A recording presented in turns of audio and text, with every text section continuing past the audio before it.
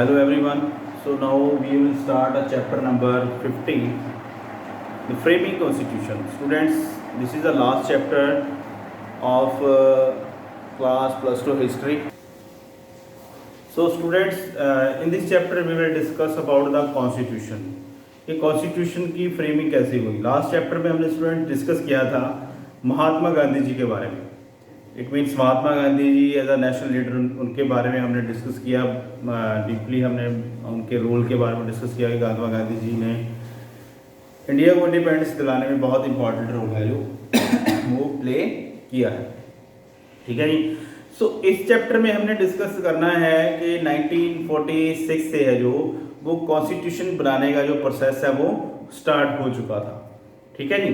तो first of all हम discuss कर लेते हैं कि जब कॉन्स्टिट्यूशन बन रहा था तो उस टाइम क्या स्थिति थी इंडिया की। ठीक है जी। तो मैंने आपको लास्ट टॉपिक में भी बताया था, फर्स्ट टॉपिक हमारा ये है दी tumulus time. Tumulus time means ऐसा टाइम था, एक ऐसा टाइम चल रहा था जब देश आज़ाद होने से पहले कि हिंदू और मुस्लिम के बीच रियॉट्स चल चुके थे, यानी कि दंगे चल चुके थे, वायलेंस स्टार्ट हो चुकी थी। पाकिस्तान की डिमांड थी जो मुस्लिम लीग कर रहा था, एज ए जो गवर्नमेंट एक्ट ऑफ इंडिया बना था उस टाइम से ही जो मुस्लिम लीग है वो सेपरेट नेशन की बात कर रहा था कि हमें अलग राज्य चाहिए। पहले तो उन्होंने सेपरेट इलेक्टोरल की बात की थी, बट बाद में वो सेपरेट नेशन में चेंज होगी। सो कांग्रेस ने है जो वो काफ़ी कुछ दिया मुस्लिम लीग को कि हाँ आप हमारे में हमसे मिलके रहो, जिससे हमारा नेशन है जो स्ट्रांग रहेगा, हमारा मूवमेंट है जो सही रहेगा।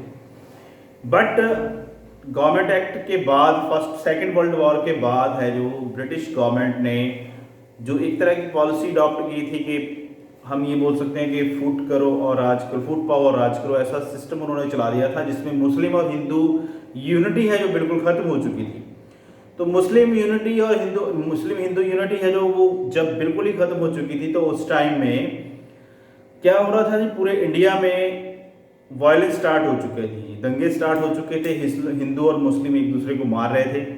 और जो रेड क्लिफ लाइन है जो बनाई गई थी, जिसमें ये डिसाइड किया गया था कि इस साइड पाकिस्तान है, इस साइड इंडिया है, और जितने भी मुस्लिम पीपल इंडिया में हैं वो पाकिस्तान मूव कर जाएं, जो हिंदू हैं पाकिस्तान में वो इंडिया मूव कर जाएं। तो इसी भाग दौड़ में है जो क्या हो रहा था जी, वायलेंस स्टार्ट हो चुकी थी, हिंदू मुस्लिम को मार रहा था, मुस्लिम हिंदू को मार रहे थे। सो हम इससे बोल सकते हैं कि बहुत बड़ी ट्रेजेडी हुई थी जिसमें लाखों लोग हैं जो वो मारे गए थे। और इसमें जो त्रासदी हुई थी, ये त्रासदी थी जिसमें सबसे ज़्यादा जो लॉस हुआ था वो किसका हुआ था, वुमेन्स का हुआ था। वुमेन्स को मेंटली फिजिकली एक्सप्लॉइट किया गया, इतना ज़्यादा मेंटली एक्सप्लॉइट किया गया उनको कि जिससे उनकी जो अंतरात्मा है पूरी तरह से वायलेंट हो चुकी थी। तो सबसे ज़्यादा लॉस है जो वो वुमेन का हुआ, फिजिकली एब्डक्टेड हुई है बहुत ज़्यादा, चाहे वो किसी भी रिलीजन की हो, या हिंदू रिलीजन की हो या मुस्लिम, दोनों साइड की वुमेन्स को बहुत बड़ा लॉस है जो फेस करना पड़ा। ठीक है जी। तो ये बहुत बुरा टाइम चल रहा था और उस टाइम पे ही हमारा जो कॉन्स्टिट्यूशन बनाया जा रहा था। सो कॉन्स्टिट्यूशन बनाने का प्रोसेस है 1946 से स्टार्ट हो चुका था। 1946 में एक कॉन्स्टिट्यूएंट असेंबली बनाई गई, राइट, कॉन्स्टिट्यूएंट असेंबली बनाई गई। और वो कॉन्स्टिट्यूएंट असेंबली का क्या रोल था कि उन्होंने कॉन्स्टिट्यूशन है जो तैयार करना है, यानी देश का कॉन्स्टिट्यूशन तैयार करना है, मेड करना है, ऐसा कॉन्स्टिट्यूशन बनाना है जो यूनिक कॉन्स्टिट्यूशन हो और जिससे पूरे देश का ध्यान रख के उनसे ऐसे रूल्स रेगुलेशन बनाए जाएं जिससे हर एक सेक्टर है जो वो सेटिस्फाई हो। और कॉन्स्टिट्यूएंट असेंबली 1946 में है जो बनाई गई। अब कॉन्स्टिट्यूएंट असेंबली बनाने का प्रोसेस क्या था कि जो भी पर्सन थे वो इलेक्ट किए गए, चुने गए। अब वो चुने कहां से गए, उस टाइम पे प्रिंसली स्टेट्स, प्रिंसली स्टेट्स में से वो मेंबर्स हैं वो इलेक्ट किए, राइट। और जब वो कॉन्स्टिट्यूएंट असेंबली बनाई गई, इलेक्ट की गई, तो उस टाइम में उसमें 392 मेंबर्स थे, यानी कि उस टाइम में पाकिस्तान की जो डिमार्केशन है वो नहीं की गई थी। जब पाकिस्तान की डिमार्केशन की गई तो उस टाइम है जो जो मेंबर पाकिस्तान वाली साइड आते थे तो वो रिड्यूस हो गए। अब वो रिड्यूस हो गए, कितने रह गए? 289 मेंबर्स रह गए कॉन्स्टिट्यूएंट असेंबली में। ठीक है जी। अब कॉन्स्टिट्यूएंट असेंबली का मेन मकसद क्या था, रोल क्या था कि उन्होंने कॉन्स्टिट्यूशन बनाना है और ये कॉन्स्टिट्यूशन ऐसा ही कॉन्स्टिट्यूशन होना चाहिए जिसमें इंडिया की डाइवर्सिटी का ध्यान रखा जाए, कि इंडिया की एकता में विभिन्नता बनाई रखी जाए, ऐसा कॉन्स्टिट्यूशन बनाना था। तो it was a big challenge faced by the constituent assembly member. ये कोई छोटा मोटा काम नहीं था कि जिससे वो इजीली कॉन्स्टिट्यूएंट बना के दे दे, कोई 2-4 लॉज लिखे, 10 लिखे, 15 लॉज लिखे और बना के उनको रिप्रेजेंट कर दे, दिस इज आवर कॉन्स्टिट्यूशन। ऐसा नहीं था। तो कॉन्स्टिट्यूशन बनाने का एक प्रोसेस था, बहुत डिफिकल्ट प्रोसेस था। अब जो कॉन्स्टिट्यूएंट असेंबली के मेंबर थे उनकी रिस्पॉन्सिबिलिटी क्या थी? उनकी स्टूडेंट रिस्पॉन्सिबिलिटी ये थी कि उन्होंने हर एक सेक्शन को ध्यान में रखना है। अब कॉन्स्टिट्यूएंट असेंबली के मेंबर्स ने क्या किया? कॉन्स्टिट्यूएंट असेंबली के मेंबर्स ने पूरे वर्ल्ड के कंट्रीज के फेमस कॉन्स्टिट्यूएंट उन्होंने रीड किए, उसको डिस्कस किया। ठीक है जी। विजन ऑफ द कॉन्स्टिट्यूशन में ये चीज आ जाती है कि उन्होंने ऐसा कॉन्स्टिट्यूशन विजन किया कि जो यूनिक हो। तो उन्होंने डिफरेंट कंट्रीज के कॉन्स्टिट्यूएंट हैं, जो कॉन्स्टिट्यूशन है उसको रीड किया, पढ़ा, डिस्कस किया। अब डिस्कस करने के बाद वो क्या करते थे कि हर एक इशू को वो कॉन्स्टिट्यूएंट असेंबली में रिप्रेजेंट करते थे। रिप्रेजेंट करने के बाद वो उस मुद्दे को, उस पॉलिसी को जो उन्होंने रिप्रेजेंट किया उसके ऊपर डिस्कशन होता था। डिस्कशन होने के बाद उसके ऊपर डिबेट होती थी। डिबेट होने के बाद उसके ऊपर वोटिंग की जाती थी। कॉन्स्टिट्यूएंट असेंबली के मेंबर उसके ऊपर वोटिंग करते थे, डिबेट करते थे, डिस्कशन करते थे। फिर उसके बाद वो उसके ऊपर डिसीजन लेते थे कि हाँ जी ये जो पॉलिसी है या ये मैटर है वो कॉन्स्टिट्यूएंट में इंक्लूड होना चाहिए। राइट। तो इतने ज़्यादा अच्छे तरीके से वो उस चीज़ को परखते थे, उसको एग्जामिन किया जाता था।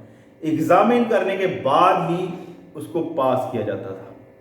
अब कॉन्स्टिट्यूएंट असेंबली के जो मेंबर थे, ठीक है जी, उसमें डॉक्टर राजेंद्र प्रसाद थे जो उनके प्रेसिडेंट थे। उससे पहले एक प्रेसिडेंट बनाए गए थे बट वो कुछ टाइम के लिए बने थे, बट डॉक्टर राजेंद्र प्रसाद हैं जो बाद में वो प्रेसिडेंट बने। और इसके जो मेन मेंबर थे ड्राफ्टिंग कमेटी के जो चेयरमैन थे वो थे बी.आर. अम्बेडकर जी। बी.आर. अम्बेडकर जी का बहुत इंपॉर्टेंट रोल है कॉन्स्टिट्यूशन बनाने में, मेक करने में। इसी वजह से बी.आर. अम्बेडकर जी को फादर ऑफ कॉन्स्टिट्यूशन भी बोला जाता है। राइट। सो कॉन्स्टिट्यूशन बनाने में बी.आर. अम्बेडकर जी का बहुत इंपॉर्टेंट रोल है। फिर उसके बाद जवाहरलाल नेहरू जी ने बाद में कॉन्स्टिट्यूशन में ऑब्जेक्टिव ऑफ रेजोल्यूशन लेके आए। ऑब्जेक्टिव ऑफ रेजोल्यूशन स्टूडेंट क्या है? ऑब्जेक्टिव ऑफ रेजोल्यूशन स्टूडेंट वो चीज है जिसमें जवाहरलाल नेहरू जी ने क्या बताया? जवाहरलाल नेहरू जी ने वेलफेयर की बात की, डेमोक्रेसी की बात की, कि हमने जो भी कॉन्स्टिट्यूशन बनाना है उसमें हमने अपने सिटीजन्स की वेलफेयर का काम करना है, हमने उनके भले का काम करना है, हमने उनको डेमोक्रेसी देनी है। डेमोक्रेसी देने का मतलब क्या है कि हर एक पर्सन को रिप्रेजेंटेशन देनी है हमने। सो ऑब्जेक्टिव ऑफ रेजोल्यूशन बहुत ज़्यादा इंपॉर्टेंट था कॉन्स्टिट्यूशन में, जो जवाहरलाल जी नेहरू जी लेके आए। ठीक है जी। तो ऐसा कॉन्स्टिट्यूशन बनाया गया जिसको हम ये बोल सकते हैं it was a longest constitution in the world. सबसे ज़्यादा लॉन्गेस्ट कॉन्स्टिट्यूशन है हमारा इंडिया का कॉन्स्टिट्यूशन है जो। ठीक है जी। कॉन्स्टिट्यूशन में 395 आर्टिकल बनाए गए उस टाइम में और 12 शेड्यूल्स हैं वो इंक्लूड किए गए। 1947 में इंडिया फ्री हुआ, इंडिपेंडेंस मिली इंडिया को। बट कॉन्स्टिट्यूशन कब इंप्लीमेंट किया गया? 1950 को, 26 जनवरी 1950 को कॉन्स्टिट्यूशन है जो वो इंप्लीमेंट किया गया। इट मींस कॉन्स्टिट्यूशन बनाने का प्रोसेस कब स्टार्ट हुआ था? कॉन्स्टिट्यूशन बनाने का प्रोसेस है जो 1946 में स्टार्ट हो गया था और वो कंप्लीट कब हुआ? 1950 में। इट मींस कॉन्स्टिट्यूशन बनाने को 2 years 11 month और 18 days लगे। इट मींस अप्रॉक्सीमेटली हम ये बोले कि 3 years का प्रोसेस है जो कॉन्स्टिट्यूशन बनाने में लगा। ठीक है जी। सो कॉन्स्टिट्यूशन 3 years में बना। इट मींस बहुत बढ़िया कॉन्स्टिट्यूशन बनाएगा, बहुत यूनिक कॉन्स्टिट्यूशन बनाएगा जिसमें इंडिया की डाइवर्सिटी का ध्यान रखा गया, हर एक सेक्शन को रिप्रेजेंटेशन दी गई।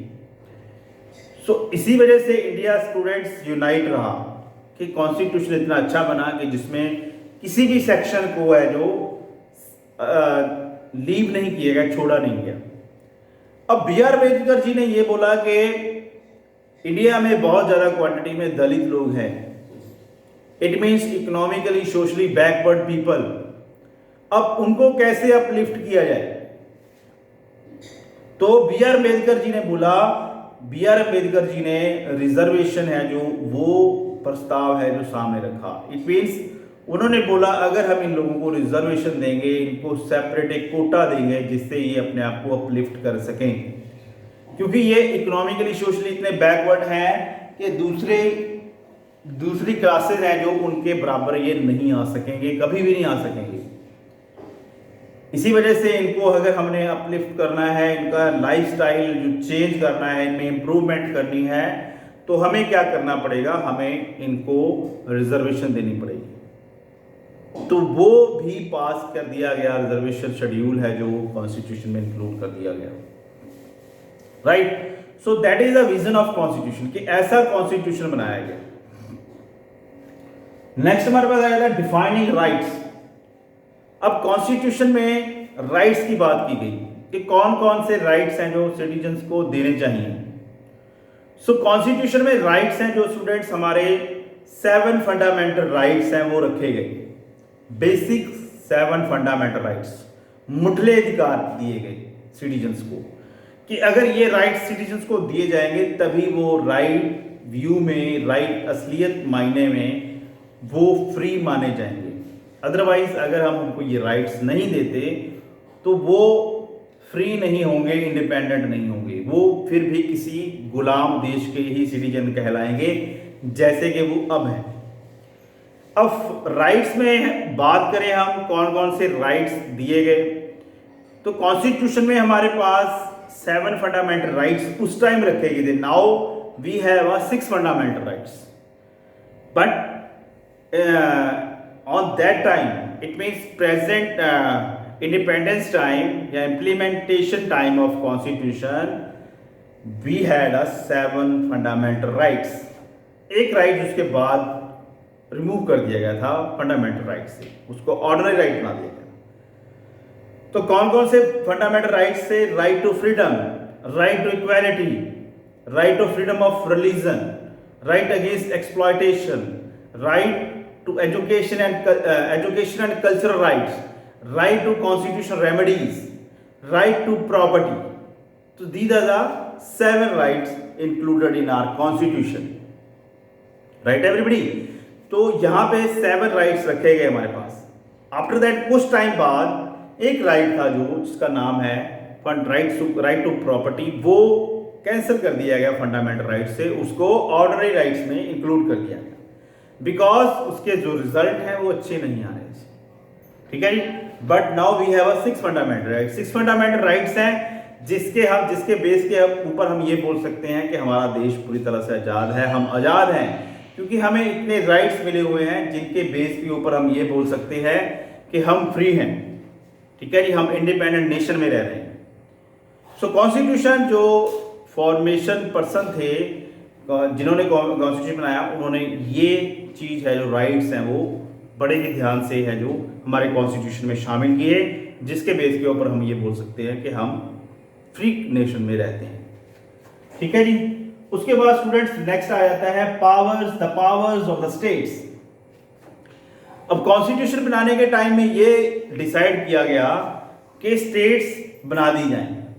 ठीक है जी, उस टाइम में प्रिंसली स्टेट्स भी थी, स्टेट एंड प्रिंसली स्टेट्स दोनों थी।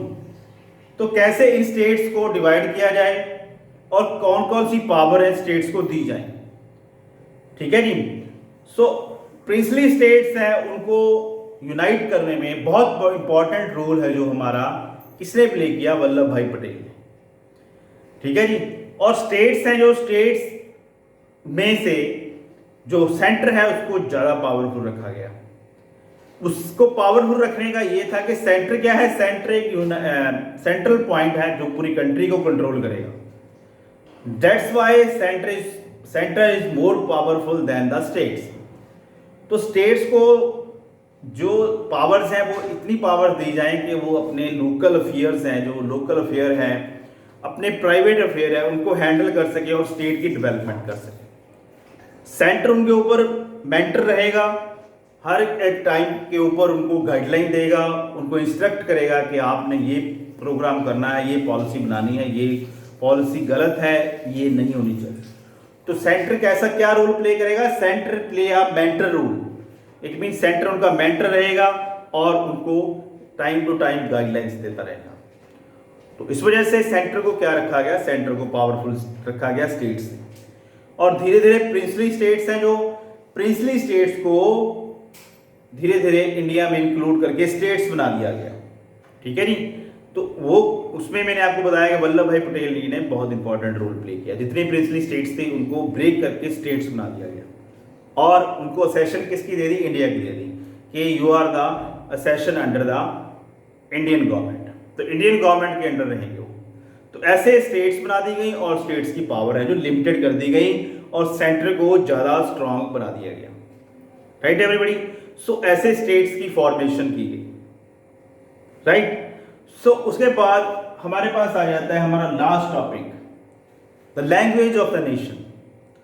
लैंग्वेज ऑफ द नेशन में क्या है जी, अब जो कॉन्स्टिट्यूशन बनाने वाले निर्माता थे, ठीक है जी, जो मेकर्स थे, कॉन्स्टिट्यूशन मेकर्स, अब लैंग्वेज की बात करें तो इंडिया में बहुत सारी लैंग्वेज हैं जो बोली जाती हैं, बहुत सारी लैंग्वेज हैं जो प्रैक्टिस की जाती हैं, कोई सिंगल लैंग्वेज प्रैक्टिस नहीं की जाती इंडिया में।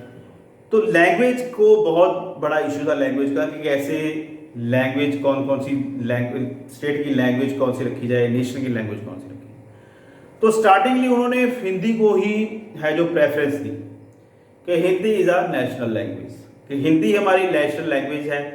हिंदी को नेशनल लैंग्वेज का दर्जा दे दिया गया और उसके बाद अदर लैंग्वेज हैं उनको भी एक तरह से मान्यता दी गई।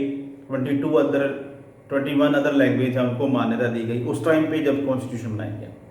तो हिंदी को मेन लैंग्वेज बताया गया, बट बाद में बहुत सारे डिस्प्यूट हुए जिसकी वजह से हिंदी को नेशनल लैंग्वेज से हटा के एक सिंपल लैंग्वेज रख दिया गया। स्टेट और इंग्लिश, स्टेट लैंग्वेज और इंग्लिश लैंग्वेज, हिंदी लैंग्वेज जैसे भी स्टेट्स चाहें उसको अडॉप्ट करके अपना सिस्टम है जो आगे फॉलो अप उसको दे सकते हैं। ठीक है जी। तो ऐसे कॉन्स्टिट्यूशन में हर एक चीज़ को डिफाइन किया गया, चाहे वो लैंग्वेज हो, चाहे वो पावर्स हो स्टेट की या राइट्स हो। सो स्टूडेंट्स, ये था हमारा चैप्टर फ्रेमिंग ऑफ कॉन्स्टिट्यूशन, जिसमें मैंने आपको जो 5 टॉपिक हैं वो अच्छे से मैंने आपको डिस्क्राइब कर दिए हैं। ठीक है जी। और इसके अलावा आपने एनसीईआरटी को थॉरली रीड कर लेना है, नोट्स भी मैं आपको प्रोवाइड करवा दूंगा और वर्कशीट्स वो आपने सॉल्व करनी है। तो स्टूडेंट, इसके साथ हमारा जो सिलेबस है +2 क्लास का, जो रिड्यूस सिलेबस है +2 क्लास का इस ईयर का, वो कंप्लीट हो गया। ठीक है जी। Thank you everyone.